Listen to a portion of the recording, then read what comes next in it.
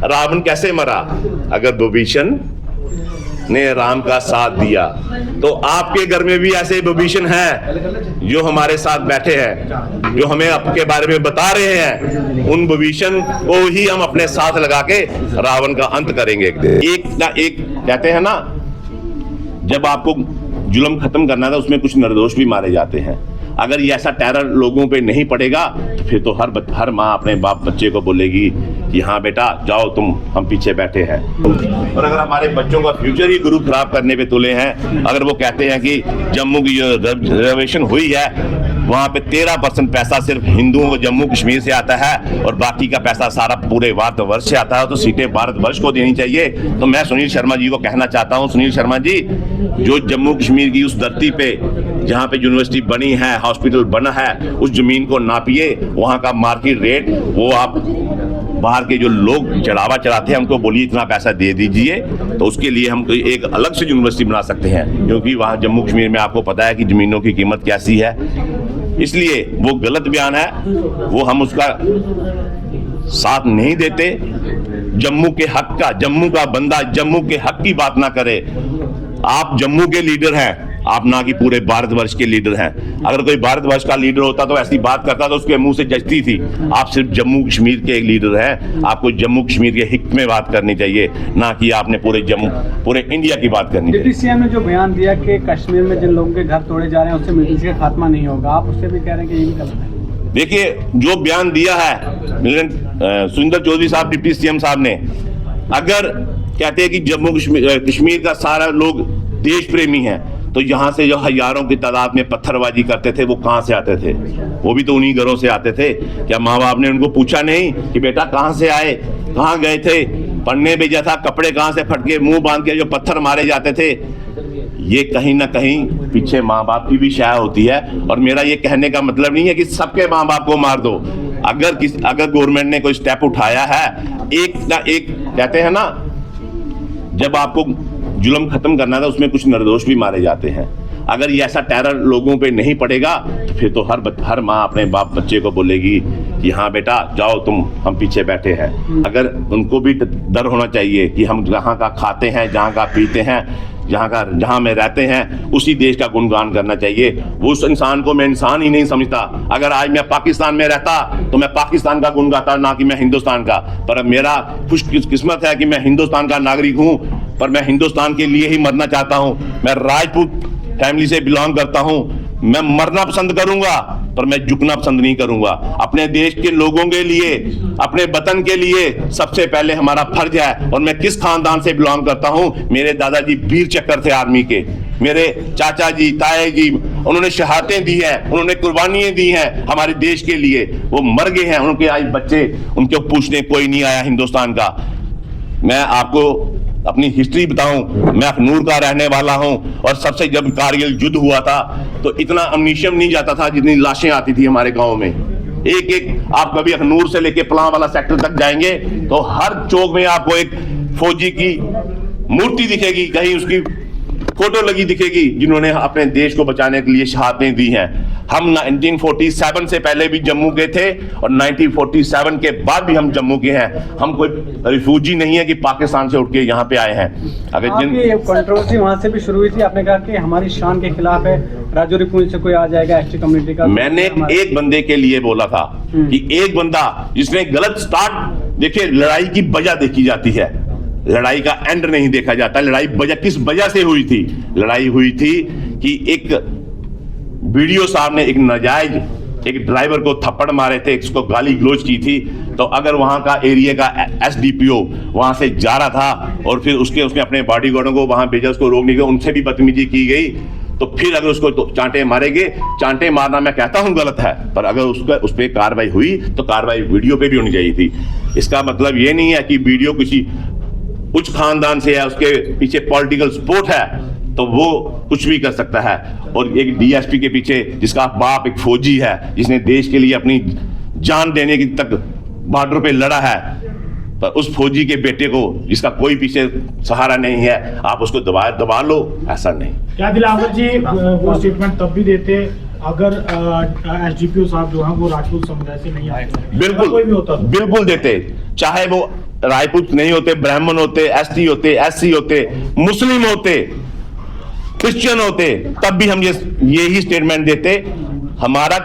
हम युवा राजपूत सभा जय जम्मू जय डोगरा का नारा लगाती है, और हमारे राजा महाराजा हरि सिंह ने ही ये कास्टिज्म वगैरह खत्म करने की सबसे पहले ठानी थी, और हम उनके विचारधारा को लेके चलते हैं, ना कि हम इन चीजों में पड़ेंगे कि हम वो मेरा।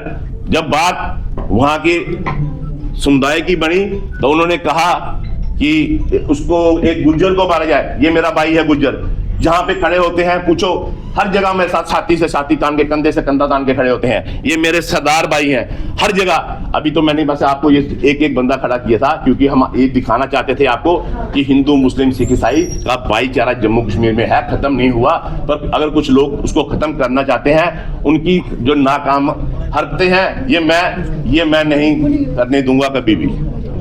सर, डॉक्टर्स की जो सीट निकाली गई है जिसपे काफी ज्यादा रोष हंगामा देखने को मिला युवा राजपूत सभा के द्वारा, और भी संस्थाएं हैं जिन्होंने प्रदर्शन किया और रोष जाहिर किया कि ये जो सीटें डॉक्टर्स की निकाली गई हैं, यहाँ ज्यादातर जो है हिंदू जो बच्चे हैं उनका हक था। लेकिन जो यूनिवर्सिटी है और जो श्राइन बोर्ड है, उन्हें कंट्रोल करने वाला एलजी है और एलजी को कंट्रोल करने वाला मोदी। तो क्या ये जानबूझ के हिंदू मुस्लिम को लड़ाने की कोशिश की जा रही है सीट्स निकाल के? देखिए मैम, राजनीति कहते हैं जिसे राजनीति, ये किसी की भी सगी नहीं है।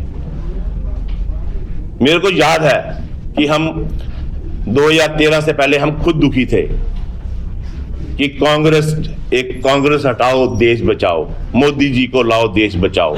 और अगर जिससे आपको इतनी उम्मीद होती है, अगर उनके द्वारा ही ऐसे स्टेप लिए जाएंगे, हम लोगों को कहां से आप बात करते हो हिंदू राष्ट्र बनाने की, सनातन धर्म जगाने की? और सनातन का सबसे बड़ा सबूत है माता वैष्णो देवी, जहां का एक एक पैसा, एक एक रुपया चढ़ के जो चढ़तल वहां पे आती है, उसी पैसे से वो यूनिवर्सिटी बनी। मैं नहीं कहता कि मुस्लिमों को सीट मत दो, मेरा भी कहना ये बिल्कुल नहीं है कि मुस्लिमों को, वो हमारे भाई हैं, उनका हक बनता है। पर जब हमारी अपनी श्रद्धा है, यहाँ पे जब हमारा अपना ट्रस्ट है, उसमें पहली रिजर्वेशन हिंदुओं को चाहिए।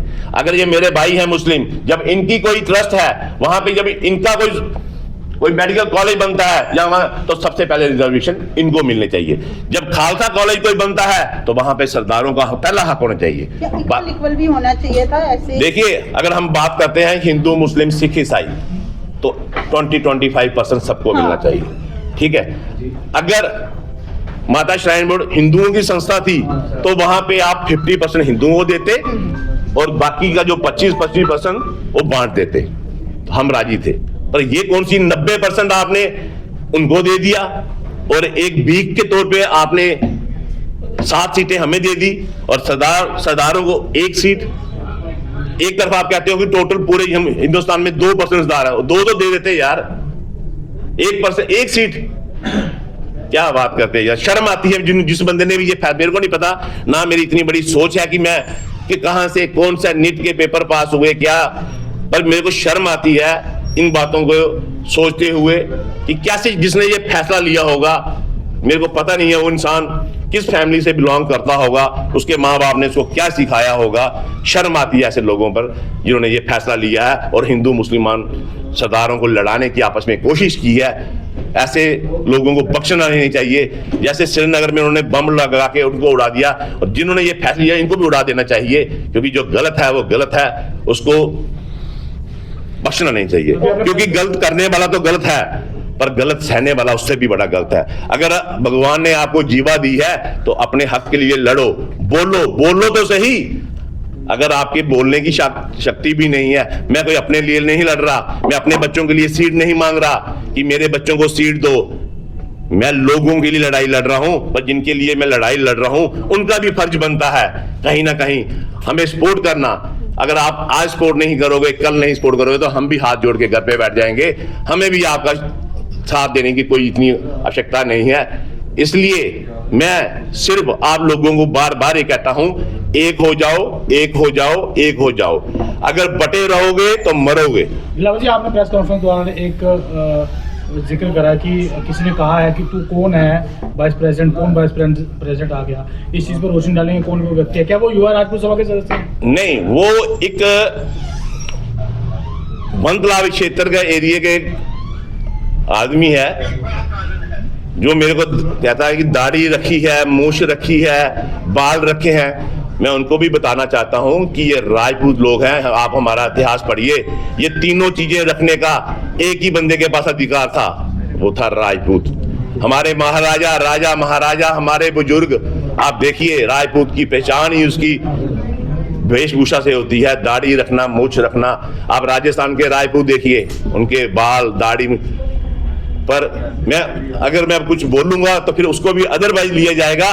तो इसलिए मैं आपको बताना चाहता हूं कि जो लोग ये बोल रहे हैं, उन्होंने क्या किया था 2013 में। उनके खिलाफ प्रदर्शन हुए थे, रोड बंद हुए थे, टायर जलाए गए थे, वो मुद्दे खत्म नहीं हुए। कांग्रेस की सरकार थी, गाय काट के जम्मू के शहर में गाय काट दी गई थी, तो उस समय भी वो लोग ऐसे थे जो साथ में होके हमारे ही लोगों ने, हमारे ही धर्म के लोगों ने फिर भी उनको बचाया था कि चलो एक गलती होती है, उसको माफ किया।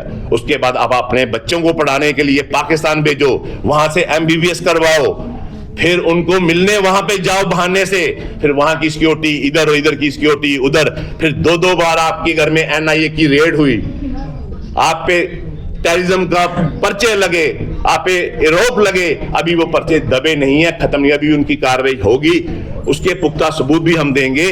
क्योंकि अगर मेरा रावण कैसे मरा, अगर विभीषण ने राम का साथ दिया, तो आपके घर में भी ऐसे विभीषण हैं जो हमारे साथ बैठे हैं, जो हमें आपके बारे में बता रहे हैं। उन विभीषण को ही हम अपने साथ लगा के रावण का अंत करेंगे एक दिन।